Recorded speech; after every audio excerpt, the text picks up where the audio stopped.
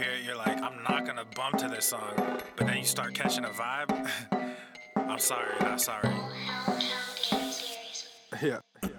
East Coast with the gang gang, West Coast with the gang gang, Global with the gang gang, you know we don't play gang. East Coast with the gang gang, West Coast with the gang gang, Global with the gang gang, you know we don't play gang. East Coast with the gang gang, West Coast with the gang gang, Global with the gang gang, you know we don't play gang. East Coast with the gang gang, West Coast with the gang gang, Global with the gang gang, you know. Yeah, whoa, East Coast with that gang gang. You know we don't play games, whoa. Hop up on that wagon, oh please just get out the way. You know we stay stuck. What up, B-shoes? Right up in your face. We sorry, not sorry, we just stuck up in What's up, Ale Othman? What's up, Holly? Jason, what up? Nathan, hello. What up, Boosh? Got that change, we bagged up. No love, we stay manned up. Ahem like I'm wheezy, yeah. Rap game just too easy. Drip so sick, I'm queasy. Whoa. Papa. Papa Soblio.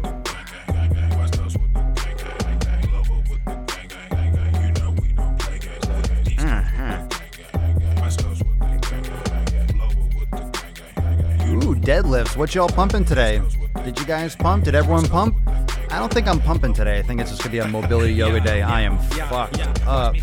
Walk to the line, good versus evil. God in his prime, always in prime, always on time. Our time to shine. Wifey is fine, I'm doing fine. Glad that you asked. God fill me up, mud in my glass. God clean me up. All that I ask, wherever you headed the fast. I am ahead, you are in last. Last time I checked, you were all gas. Gas in the whip it up fast. Fast and all furious, I'm starting to spaz. Getting all curious, you put me on blast. Blasting that Darius, kids in the back. Back to the future is black. Black like T'Challa, Wakanda attack. East Coast with the gang gang, West Coast with the gang gang, Global with the gang gang, you know we don't play gang. East Coast with the gang gang, West Coast with the gang gang, Global with the gang gang, you know we don't play gang. East Coast with the gang gang, West Coast with the gang gang. Y'all know we don't play games.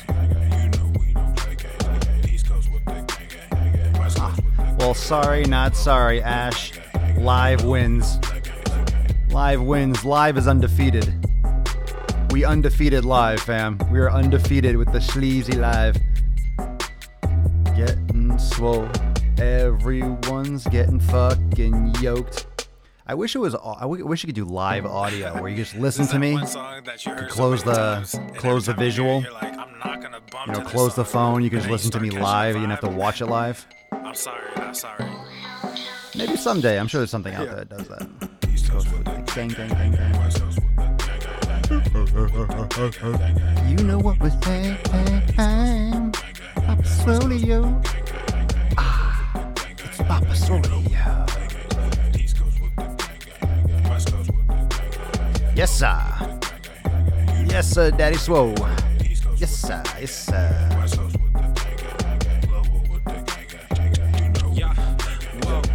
With that gang gang, you know we don't play games, whoa. Hop up on that wagon, oh please just get out the way. You know we stay stuntin', right up in your face. We sorry, not sorry, we gotta see the nips, huh? West Coast gon' have stand up. Live nips. Gang, gang, gang. Nothing quite like it. Just gotta pour some coffee. We'll get ready. True love, we stay manned up. Ahem like I'm wheezy, yeah. Just too easy. The Swole gang gang in the house. Remember, check out your boy King Darius over on the Cloud of Sound, SoundCloud. Check out some fat beats.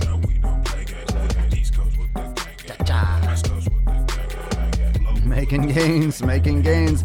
What's up, Mark, Anthony, Thomas, Andrew, Ash, Kayla, Eric, Nathan, Sean's here, Matthew, Ramy, what up? Dave, Matthew, David, alright, Octavio, alright.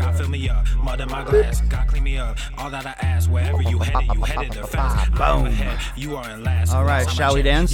Shall we do it? I think so. I think so. What's up, Zach?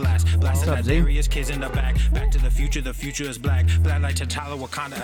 I'm feeling pretty black today. Yeah, I'm feeling black.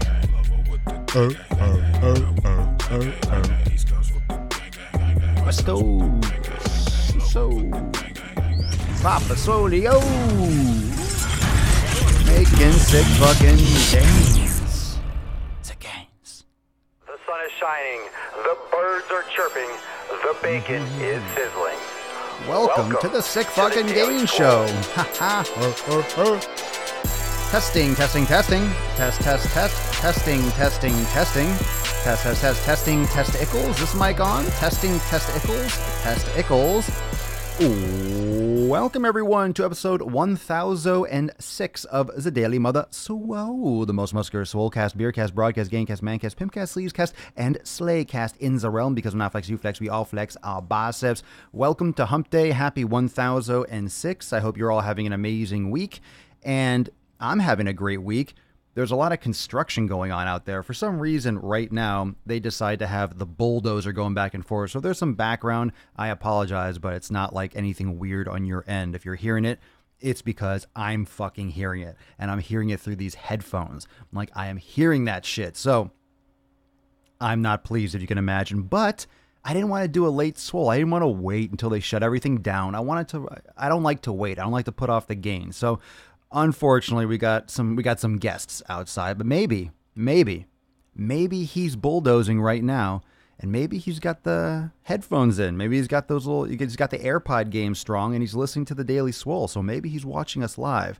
So if you're watching, Mr. Bulldozer Man, maybe you want to, take it down a couple feet, just go north a little bit, and give us something, I'm saying. I'm just saying. Anyway, today is Wednesday, brand new Driving While Gaining on YouTube. So remember, those of you that are not yet subscribed to my YouTube channel, if you don't know that I have a YouTube channel, I do. I tend to post there on occasion, all the fucking time. Brand new DWG, did some news jerking, and if you don't know what that is, you're going to go have to check it out and see what it is all about. And lots of more stuff coming, just tons more.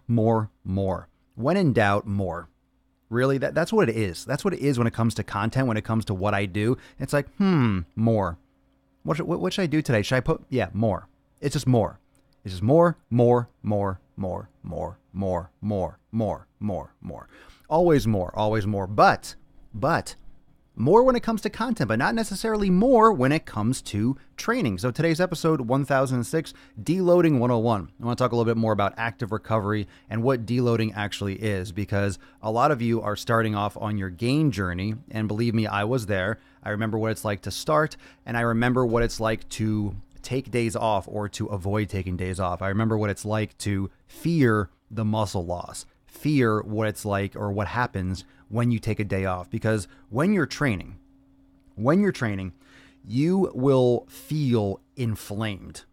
You'll feel that pump. You'll feel that soreness the next couple days. You'll feel that thickness in your arms and your legs and your chest. And you'll feel that thickness. You'll feel that density. So comment in wherever you're watching. If you're watching on YouTube, Periscope, Facebook, Twitch, Instagram, are you paranoid? Or were you paranoid at one point for taking a day off? Was that something, or is that something that you still struggle with, taking time off? And most people do. Most people do struggle taking time off, but it's a psychological approach. Shout out to Geppetto. What's up, Oz? Everyone knows Osmani. Remember Osmani? You guys know him. You guys know Oz. Bro, I don't even know what episode that was. What episode was that? No one knows. 900 something. That's the best that I can do. This is in the last 100 episodes. Anyway, so what we're talking about, most of you are going to be paranoid about taking a day off. And it doesn't matter if you're a dude trying to bulk. It doesn't matter if you're a dude or a chick if you got a pee or a puss and you're trying to gain weight or lose weight or get better endurance, improve with your fucking performance. It doesn't matter what it is. I'm sure that you kind of in the back of your head, or even just consciously all the time, when you take time off, you're like, I'm not doing anything. I'm going to lose everything. If you take time off, I take a day off, what should I do? I'm going to lose my gains. It's like the farthest thing from the truth. What happens for most people is you don't take time off. What happens for most people is that you don't take a break.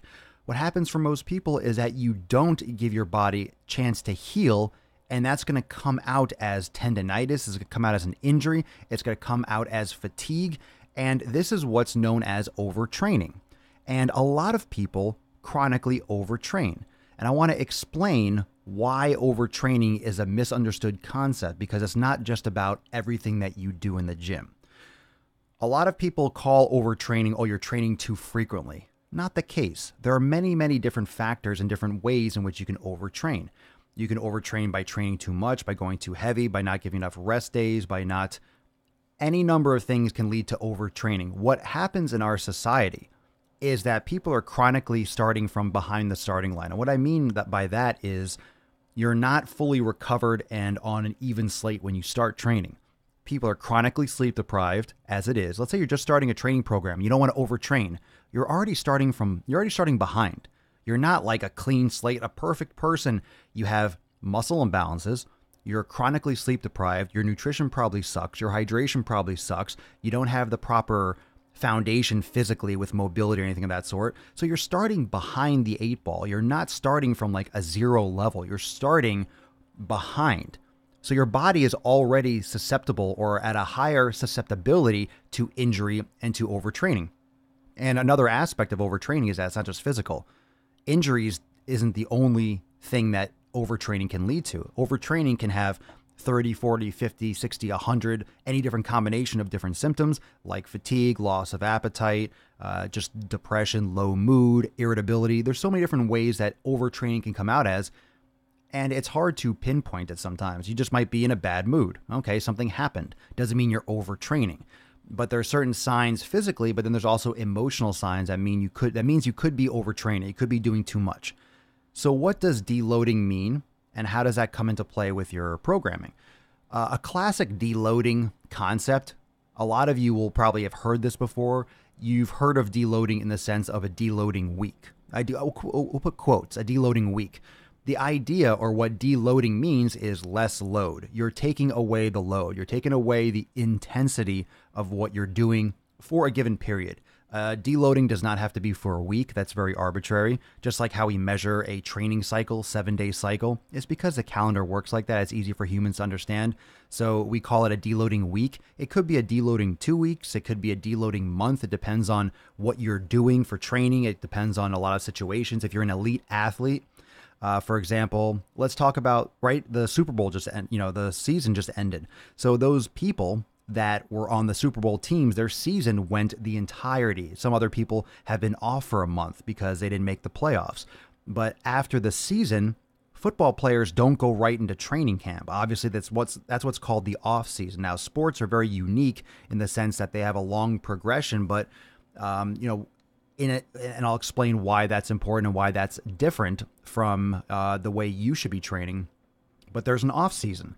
There's a period where you don't exercise. Like, they're going to go home and they're psychologically burnt out from being in front of the media, from smashing each other. Like, they're going to rehab injuries. They're going to ice. They're going to rest, spend time with their family. They're going to veg out. They're going to relax and just chill and recover and heal and get better before they ramp up into spring training. And, they go back to camp and they go back to basic training and kind of meet their new teammates and all that shit. It's a cycle.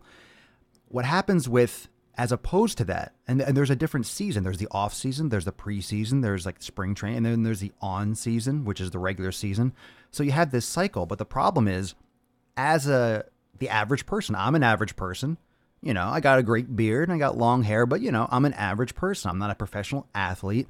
I'm not training for a competition. I do fitness for me personally. Of course, I have the business and all that stuff, but this is my personal, I do it for me. I'm not competing per se. So I'm not getting paid to exercise or to compete or to perform. So I don't have an off season.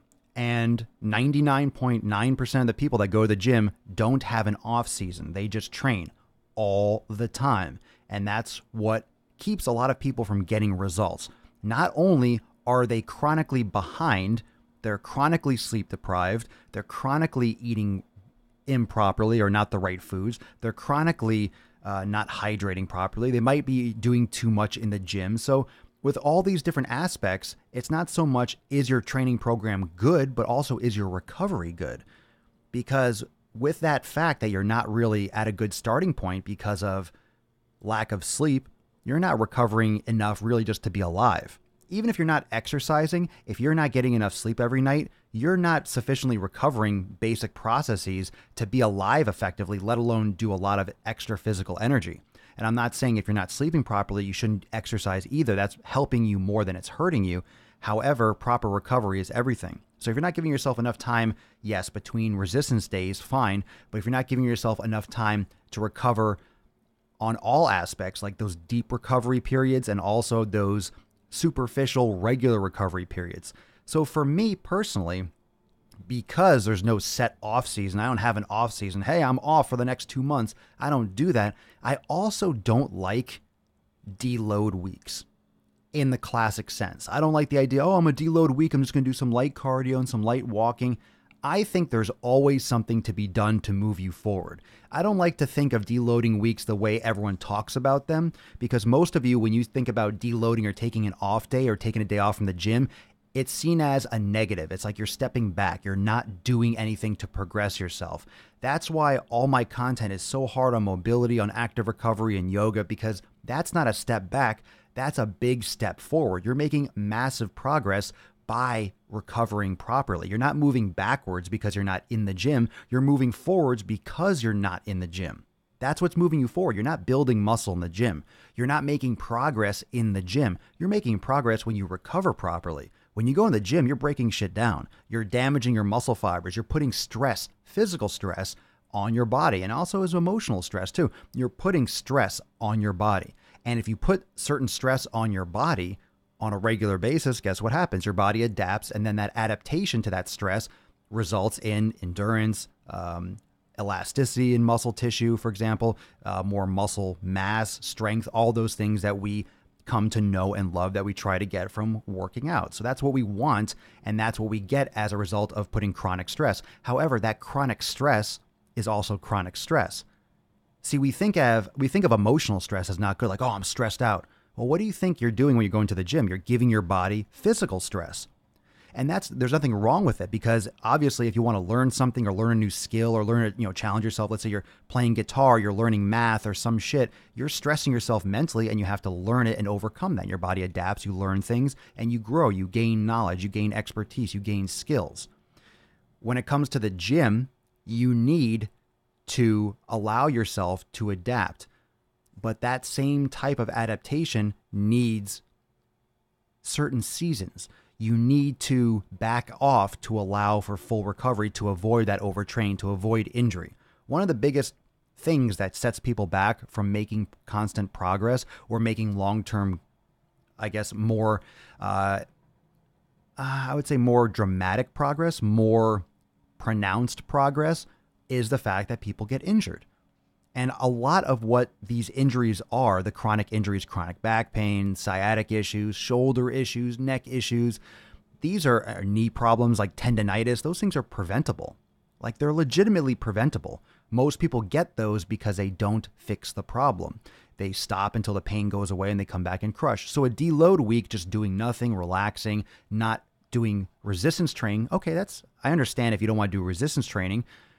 However, you should be doing yoga. I'm not saying you're doing power yoga or hardcore Bikram yoga. I mean, you can do hot yoga. There's nothing wrong with it. I love it personally, but you need to decrease the intensity and the type of stress that your body is under. You need to reduce the intensity of the stress. You need to reduce the intensity of the stress. And people are asking, how often should you deload? That depends. You can program that into your schedule. You can do it every 6 weeks. You can do it every 3 months. Everyone's going to be a little bit different, and it depends on the intensity of your program. But if you are under a period or in a period of mental and physical strain, if you're going through periods of where you're really not getting good sleep, understand that when you are not recovering, when you're not doing the basics, your body is stressed. You're not in a good position. So for me, this past week, I was fucking slammed, and I'm still slammed with work, but I had a lot of stuff I had to get done, and it was time constrained. So I was up like all night, a couple nights, and that's the game that has to be played. I can't get a perfect night's sleep all the time. And a lot of you are the same way. Something happens, whether you have kids or you have work or you have something that has to get done, and your sleep pattern, and it's not good for you. It's not a good thing. However, it happens. It's life. It's the tug of war, and we do the best we can. But when it comes to that kind of situation, I don't like crash and then wake up groggy and be like, oh, I got to go to the gym. I understand that my body's under stress, and I allow my body to at least get some recovery for a day or two after before I go and I put it under physical stress, because my body is not in a good position to handle more. It's already under stress. If you're not getting proper sleep, you're already under stress. So to add additional stress is not always a good thing. And as we've talked about before in this podcast, cortisol and stress hormones go through the roof when your body's under both physical and emotional stress. And that's why a lot of you have trouble losing fat in, quote, stubborn areas, because your cortisol levels are through the roof. Not only is your endocrine system disrupted from all the shampoos and deodorants and all the chemicals that are in cleaners and household things, you're also stressed out because you're not getting proper sleep. You're not getting the right nutrition. You're not getting hydration. You're also lifting. You have emotional stress from work. You're sitting in a locked position. All these things stress the body out. All these things stress the body out. And if you're not balancing your stress, it's going to be very hard for you to build muscle and also lose fat, especially the stubborn fat that cortisol tends to store around like the thighs and the midsection. And I tell people, okay, you want to lose weight? And I'm telling you, yoga and meditation is amazing. Of course, you got to be hydrated. You got to do proper nutrition and eliminate inflammatory foods and start figuring out the best foods for your body. However, meditation is great for weight loss. Why? But I'm not doing anything physical. Shouldn't I do cardio for 6 fucking hours? No, jabroni. If you meditate, you're going to reduce stress, which is going to help reduce stress hormone levels. It's important.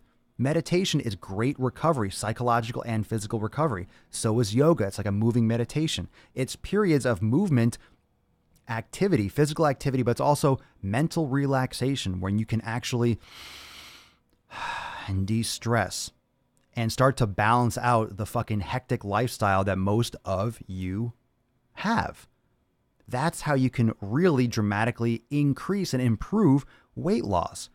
A lot of these crash diets you don't lose fat when you're doing all these crash diets because you're stressing the body out. You're all of a sudden doing hardcore caloric restriction and your body goes into fucking shock. Oh, we're starving. This is stressful. When you do shock things and fucking high levels of cardio and tons of exercise, relentless hit cardio and all this HIIT bullshit, people are just fucking trying to lose more weight. It doesn't mean you can't, but a lot of times it's not going to work or you're going to crash out.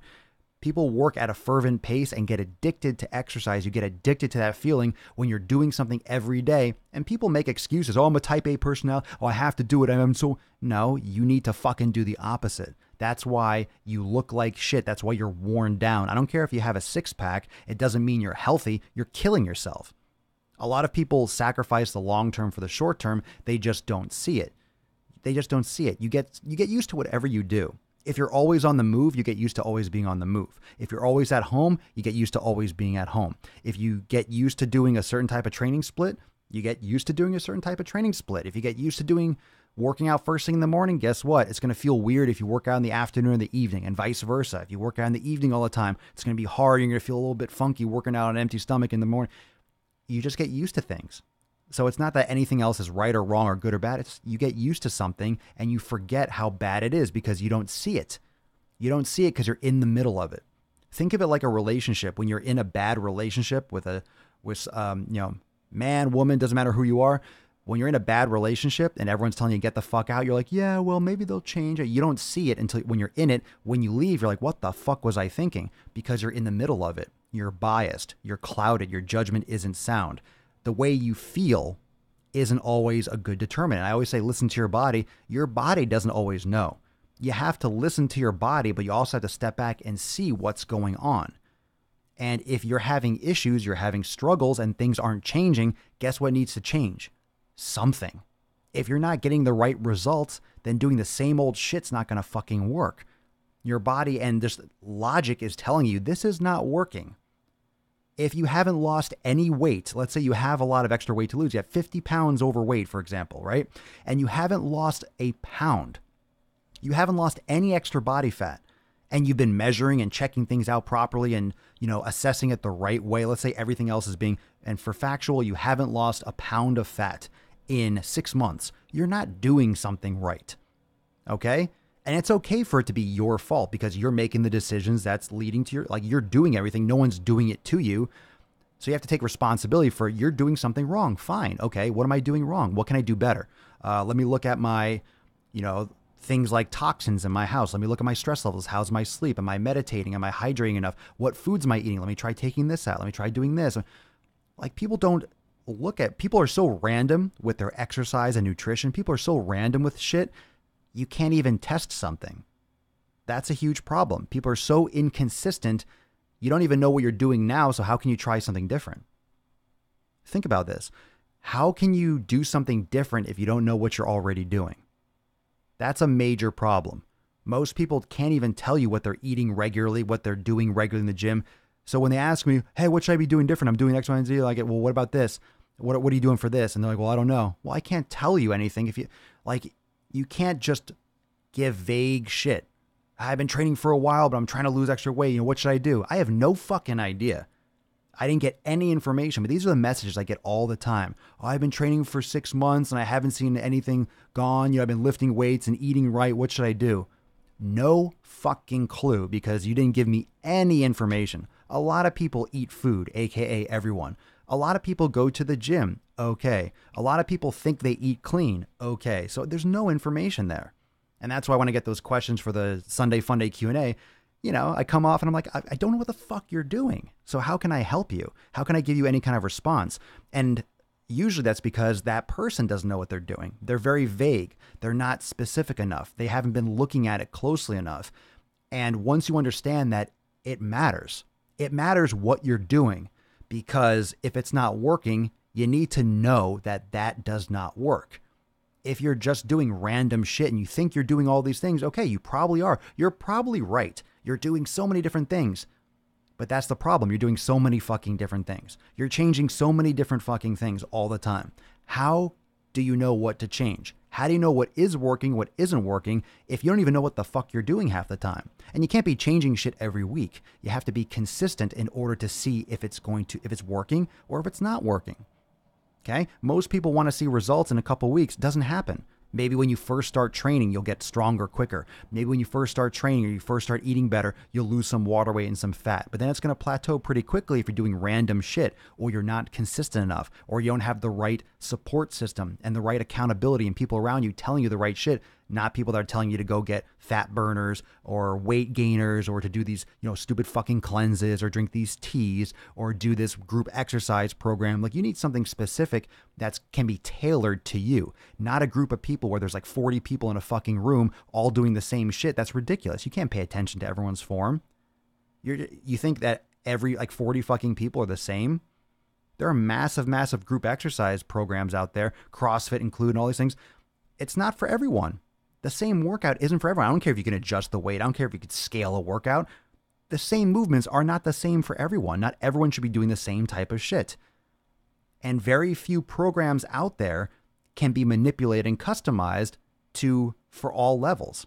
And that's very important to understand. Just because someone a gym has a beginner program doesn't mean it's right for you. Doesn't mean it's right for all beginners. They're not taking posture into account. And then it gets expensive when you get personal trainers. Okay, you have one person. First off, they have to know what the fuck they're doing, and then it's going to be pricey. And most people can't afford a personal trainer. So then you're not educating yourself. You're not learning. You're not taking enough stock into your own personal progress. But at the same time, you might not know that that's important. So it's important to know the right shit. It's important to progress your training properly.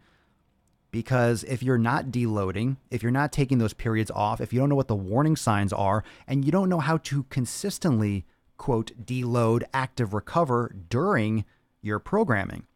I mean, you do active recovery all the time. There's deloading all the time. I'm a huge fan of rest days. But the way most of you think about it, rest day is, I'm not lifting, I'm not making progress. Not true. A rest day, in the way I say it, is an active recovery day. A rest day is just a day in which you're not doing resistance with weights. You can do yoga, you could do foam rolling, you can do meditation, you can do mobility training. You should still be doing physical activity. It's just not high intensity. And you need to do more of that, because if you take a week and everyone gets so fucking crazy, like, oh my God, I'm only working out 3 days a week. I'm only doing resistance 3 days a week or 4 days a week. Holy shit. All those days off. If you look at 1 week and you think, 4 days a week, there's 3 days off, as if you're only working out 4 times, period, ever. There's 52 weeks in a fucking year. Would you like to be consistent for 52 weeks, or do you want to work out 6 days a week and then burn out after 2 months? That's what happens. People do way too intense of a split, and they separate their muscle groups too much, especially at the beginning, or even more advanced, depending what they're doing. They do way too much volume, way too much overload, way too much frequency, and everyone thinks more is better, more cardio, more training. And they don't realize how much they're beating up their body because they get used to it. You get used to doing half an hour cardio first and then lifting weights for half an hour. That gets easy. It doesn't mean your body is benefiting from it. It just gets easier because why? Psychologically, you're used to it. So then that becomes 45 minutes of cardio and then 45 minutes of weight training. And then that eventually becomes an hour of cardio. And then it becomes an hour of lifting weights. And it becomes 2 hours every day that you're going to the gym. And then some days you don't lift weights, you're doing an hour. And then you do an hour and a half of cardio. And you go for a bike right after. And you become like this exercise addict where you're just fucking your body up repeatedly. And yeah, you might lose weight. Yeah, you might build muscle, but you're going to tap out. You're going to start having a decline. You're going to start having injuries and overload problems and other issues. And you're going to fucking kill yourself long term. It's not maintainable. It's not maintainable. It's important to listen to your body, but there's a reason why you have a body, and there's a reason why you have something, you know, a couple feet above your heart and your shoulders, right? You got this dome right here. You have something called the brain. You have to use it. So as much as your body can handle tons of shit, your brain has to be the vice versa. Your brain has to be the governor. They have to work symbiotically. You have to get feedback. That's how your body works. Your body is going to send you information to your brain. And sometimes your brain has to be like, no, you're fucking going to the gym. You know, we're doing this because we're ready to. I know you feel like, you know, you have to overrule it. And other times, you know, I got to take a day off because I just haven't. It's better to take a day off. You will never, ever, ever, you ready for this? You'll never get hurt from taking a day off. You'll never get hurt. You'll never burn yourself out by taking a day off, ever. I shouldn't say you'll never get hurt because everyone's like, I took a day off and I stubbed my toe. Fuck you. You know what I'm talking about. You're never going to get hurt. You're never going to pull a muscle. You're never going to get tendonitis from taking a day off and working on some yoga and mobility. That's never a bad idea. When is that a bad idea? When is that a bad idea? Maybe if you do that too often and you're trying to peak performance. I mean, you're not a professional athlete. You have a lot of things online that say, train like an athlete, do this like an athlete. You're not a fucking athlete. Sorry. You're not an athlete. You should not train like a fucking athlete until you're ready to train like an athlete. You gotta work your way up. You got to work your way to fucking handle that kind of shit. Everyone's like, I'm going to fucking work out. And they go sign up for CrossFit, something fucking high intensity shit. You need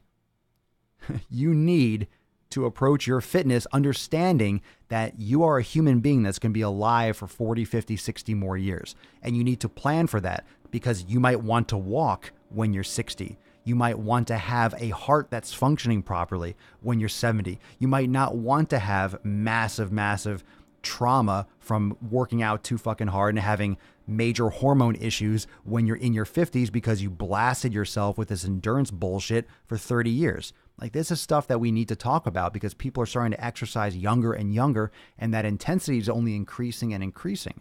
And we're learning more and more that more isn't better. Recovery is everything. And if you're looking for true longevity, there is that balance, okay? Do you want more results and more muscle now that can sacrifice years at the end of your life? Or are you looking for longevity and you're like, okay, I can sacrifice a little bit of like this societal aesthetic standard and balance out and start looking for more longevous approach? You know, obesity used to be a status symbol. If you were fat and portly, you were a wealthy person because you had enough money to have excess, to have food, to have, you know, a big stomach. Now, you know, of course, now it's looked at as a freaking status symbol again, too, for people that are not taking care of their health. And now it's the plus size movement and all that bullshit. But health is definitely directly related to how you look. But there's a period where, okay, the way you look and having abs and muscles and being shredded, there's a point where that becomes not quite as healthy. It's true. It's not like you need to be shredded and 6% fucking body fat to be healthy. That's not what that is. That's not what that look is. That's visual. That can actually be the opposite for some people. And this constant strive to get there, to get to that point, that may be causing more harm than good because you keep on trying to push more and do more to get more. And that's not how the body works. You have to de-stress and step back. And a lot of you, if you start practicing this and you start deloading and you start pulling back, you start doing more rest days, more yoga, mobility, getting better sleep, balancing your stress better, even taking a week or two, to do lower intensity trainings. Like, for example, those of you that are in Swole X, we added a bunch of workouts, but those total body awareness workouts and that programming are great for deload weeks. And we're going to do some live broadcasts. And I'll explain more about that for the new releases and what's coming. But those total body stabilization workouts are great for deloading when you want to go to the gym and you're doing a week where you're just dropping the intensity, you're doing some stabilization, working some more postural muscles. That's very, very important. And it's good to do that. It's very similar to the primer week in the 90-day dash for those of you that are Swole X members. That is a great week to go back to deload for 7 days. If you want to do a 7-day deload, that's fine. You're never going to get hurt doing that shit. There's always a risk, but you know what I mean? You're not going to overdo it, and you're not going to build strength and build muscle when you're doing a deload, but you're going to feel so good when you come back. And a lot of you probably have experienced this when you've taken a weekend or 2 or 3 days off, and you might feel flat. Wait for it. You might feel flat and kind of feel soft, but when you go back to the gym, you look in the mirror and you look more shredded, you feel more shredded, you have a great pump, you feel strong, you feel great. That's because you're rested. That's because you're recovering. And most of you that have ever done that, you might feel like flat, like your muscles. You're not flat. You're just not inflamed. Your body, it's just a feeling. You're not feeling tight. And if you're used to working out 6 days a week, you get used to that tight, swollen feeling. You get used to that shit. But when you take a few days off, you get rid of a lot of that bullshit in there and your body rebalances. It's just a process. It's just a process. Like, you can't rush it. And you can't look at it as more is better. It's not like you're getting more money and you have more money. There's a period of diminishing returns, and more training isn't better for more progress, especially because progress doesn't happen in a couple days or a week. It happens over the course of months and years. And if you're trying to maintain consistent progress, guess what happens? You're going to burn out, you're going to crash, and then you're not making any progress, and you might have severe overtraining. Severe overtraining that lasts for chronic long periods of time can take months, if not years, to recover. People that overtrain for months or years, when they have to deload, sometimes like elite athletes, it might have to take up to a year to recover. People need time off. Some people need some serious time off because of the internal hormonal and just emotional and physical damage they've done to their body by not taking time off, by not resting more. So you're repairing when you're resting, and this is what keeps you consistent longer. And I can tell you that because I've had my little tweaks and my little injuries, knock on wood, but very, very minor compared to what a lot of people go through because I listen to my body, I take off rather than keep on pushing, and I'm looking in the long term. So I'm not so concerned with deadlifting 5 fucking plates. Why? So I can dick measure with other people online? I don't give a fuck what you lift. I don't care if you bench more than me. I don't care if you squat more than me. I don't give a fuck. I want to be consistent. I want to develop my body. I enjoy the aesthetics, but I don't care about getting fucking massive anymore. So my goals have shifted. My view on fitness and training has shifted and evolved over the course of my life, as things should, as you learn things and you experience things, different seasons and different people. So all this information is coming from my personal experience, but it's also logic, common sense, and education. Like, I've done this stuff. I know what it feels like to do consistent training. I know what it feels like to do almost every single split under the fucking sun. And with that experience in my tool bag, I can pick and choose what I want at a certain time. When I feel a certain way, when I need an adjustment, I know what direction to go. I know how I can tweak my training in order to stay consistent, to keep on doing stuff every day, but shift the focus. That way I'm not burning myself out. So when I'm feeling really stiff and kind of worn down, not the time to go for a 5 or 6 day resistance split, for example. Okay. When I feel tired, worn down, it's more of a recovery. It's more of a deloading. It's more of a total body week or upper lower push pull and drop the intensity and drop like how much weight I'm lifting, the volume. That's how it has to go. You have to dynamically change. And a lot of times if you feel really burnt out, it's too late. So then it comes down to you noticing how you're doing, how you're performing, how you feel before you get to that point where you're like fucking wiped out and you really need time off. Then you start to learn your body. When is that? Because people are asking me, when should you deload? the more you practice training and the more you practice deloading, you start to learn those warning signs before they're actually warning signs. Sometimes once you get hurt, okay, it might take you 4 or 6 weeks or more, but depending if you need surgery or major pulls, tears, and then you have movement impairments, it can lead to a lot of shit down the road. But when it comes to those warning signs, or you feeling a little bit drained and kind of worn out, take a day off. Fucking leave it. Who cares? Like, the fact that I can sense and take a day off before I might feel like I need to, and then I just get back to it the next day, that could save me from a major thing that would set me back for 8 months or 8 weeks, for example. Because I took a day off in February, I'm like, I just feel a little bit burnt out. Let me just take a day off. Okay, like, I feel like a little bit, I'm just not mentally feeling it. Okay, back off. Maybe it's 2 days off, and I feel great, and I come back and I crush it. Maybe if I kept on training regardless, I would have felt really burnt out and had to take 2 weeks off where I really felt like, or it could have nagged me for a long time because you just kind of pushed it back in the corner. No one puts Papa Swole in the corner. You know what I'm saying? Anyway, so you start to learn, and that's practice. Like I say, always fitness and nutrition is a practice, and you have to learn these signs and learn your body so that way you can get ahead of the game. And it's going to be a little bit different for everyone in terms of what side effects or what symptoms you might have as a result of overtraining. But once you learn how you work, then you can kind of catch these things before they actually manifest and deload ahead of time. That way you can keep on improving. Kyle on Instagram tried the Skull Crusher Sphinx push-up superset. I thought it was decently strong. And my triceps, but I had to do the damn thing on my knees. Yeah, serious. Supersets are nasty. I suck at drinking water. I need to step it up. You suck at surviving. You suck at being a human being. If you suck at drinking water, you're a terrible human. No, I'm kidding. One thing that I found that helps me drink water all throughout the day is first thing in the morning, you chug like a liter of water, like 32 ounces. Don't have any coffee before you drink water. Because if I start drinking coffee first, it'll be hard for me to drink water throughout the day. Like, just start your day off with a ton. Even if you feel full halfway through, just don't stop in the first like 15, 20 minutes and just chug the whole thing, however long it takes. Like, I can chug water really fast, even if I get my stomach full, but just chug a ton of water, almost to the point of just being like, oh my God, I'm stuffed. And then throughout the day, even if you have coffee afterwards, I don't know. For me, it makes me more,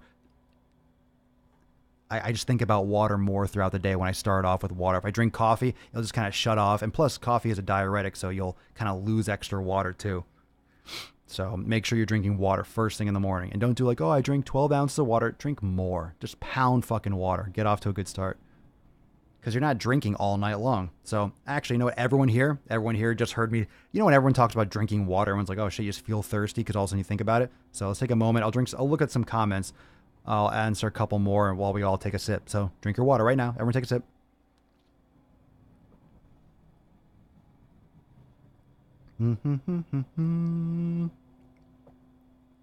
Let's see. I don't know. I don't get proper rest.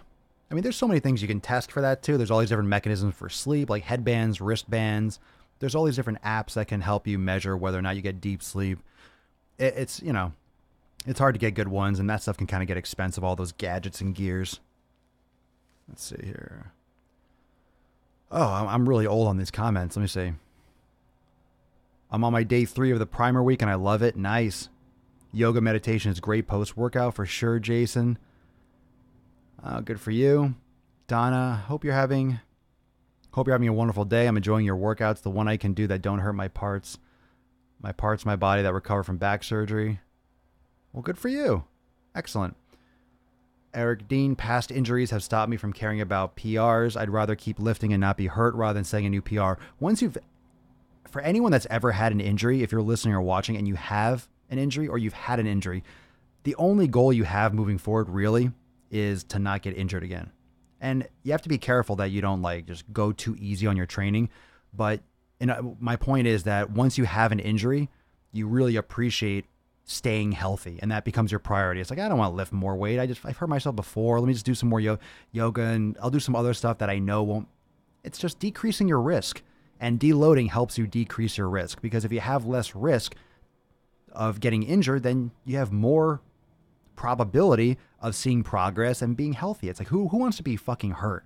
It's great to have abs. It's great to have biceps and be lean and have less body fat, but to have fucking pain, that is just, no. I'd rather not have abs and not have pain than have abs and have like chronic fucking pain. For sure. It's just society. I mean, if I could be healthy, as evenly as healthy in both cases, I'm not saying be obese, but if I could just be equally as healthy and one was like, hey, I have a smooth stomach and the other one I have abs, one like I'm in some kind of like chronic pain, I have issues, obviously no pain, for sure. 12 ounces of water as soon as I wake up. Cool. Get more, 12 ounces. You're a grown-ass man, Jason. More water. You can up it. Double it. Eric, I got a 52-ounce Bubba keg. What's a Bubba keg? I drink 2 of them a day. Nice. It's like when you have a cold and realize you took breathing through your nose for granted. I'm telling you. Is this right? When you have a headache or something, the only thing you ever wanted is just not have a headache anymore. And it's like, well, let's do this with our fitness. We'll end on this. When you focus on the problem, not the symptoms, you stop having the symptoms. So if you're having chronic headaches or migraines because you're dehydrated, well, start drinking more fucking water and then you won't have headaches. If you're getting sick all the time, well, eat better and you won't have as permeable as a gut and your immune system will improve, right? If you have low mood or you're crashing in the afternoon, let's cut down on how much sugar and inflammatory foods and blah, blah, blah that you're consuming.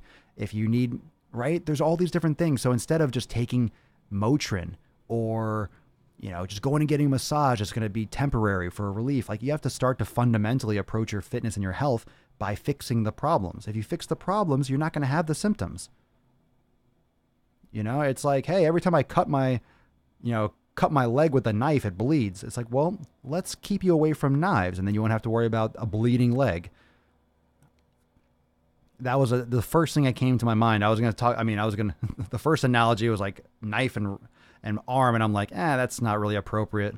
I don't want to talk about self-mutilation. But you get the point. Fix the fucking problem. Fix the root cause. And not enough people in fitness and nutrition talk about root cause. It's more popular now than ever. But we need to have more of a conversation. Like in the circles, you get in kind of like that insulated bubble where we all talk about it. It's common here. We talk about root cause all the time. You listen to other nutrition podcasts and people that are on the cutting edge, and you hear about it all the time. But we get lost in the fact that we are kind of like in this little bubble, this little echo chamber that is just everyone that agrees. Like we're all talking about the same stuff. Like, hey, we're all talking about the same. We agree that nutrition is important. We agree that training, and hopefully other people kind of come in and see this. Wow, there's a community of people that think this way. But outside, there's hundreds and hundreds of millions of people that have no fucking idea of any of this. And that's the shocking part to me. We all talk about this stuff on the podcast and in Swolenormous X, for members, on Instagram. We talk about it all the time. And then when a new person comes in or they find the content and they're completely lost asking basic questions and it just reminds me, nothing wrong with that. I'm glad, I'm fortunate. I want more people to find my content, but it just gets me to pause and think like, holy shit, I have to remember how many millions of people this is just completely foreign. All of this content is just, wow, I never thought of it like that. Like you never thought about how your food is everything to your body. I don't say that back, but I think, man, there's so many more people that just need the basic information. That's why it's so important for all of you and myself to keep on reminding one another that the basics are really what it's all about. If you're really focusing on the basics, a lot of the other stuff comes so naturally once you have the foundation. When you really are paying attention and you want to eat the right foods for your body and you want to pay attention, that's the win right there. Then you're invested, you're paying attention. You're going to make better choices just naturally because you fucking care. If you don't realize the power that you have for your own health, you're not going to give a shit. You think it's out of your hands. Oh, I'll just get sick and go to the doctor. No, you can do it yourself and avoid all that shit. Really? I can do it? You mean my food and exercise can keep me from all these sicknesses? Yeah. Oh shit. Where do I start? Now we're talking. So that's really the key. That's the ticket. Yeah, absolutely. All right, fam. Great episode. Great stuff. tag, share, make sure people hear this. Make sure you share the podcast. You can find out all the information, the Gain Train blog, joining Swolenormous X for the programs and joining the private community, all the interactive content, the amazing Swolenormous X fam, reps, everyone watching, Swolenormous X members, and the podcast subscription links. All of that is at swolenormousx.com. And don't forget to check out the latest YouTube drop at Swolenormous for the latest driving while gaining. It's a doozy, so go enjoy that one. More stuff coming, so I'll see everyone tomorrow for episode 1007 of the Most Muscular Swolecast, Beercast, Broadcast, Gamecast, Mancast, Pimpcast, Sleevescast, and Slaycast in the realm, because when I flex, you flex, we all flex our biceps. Peace, McGee's fam. Deuce Magoose, your boy Papa Swolio. Out.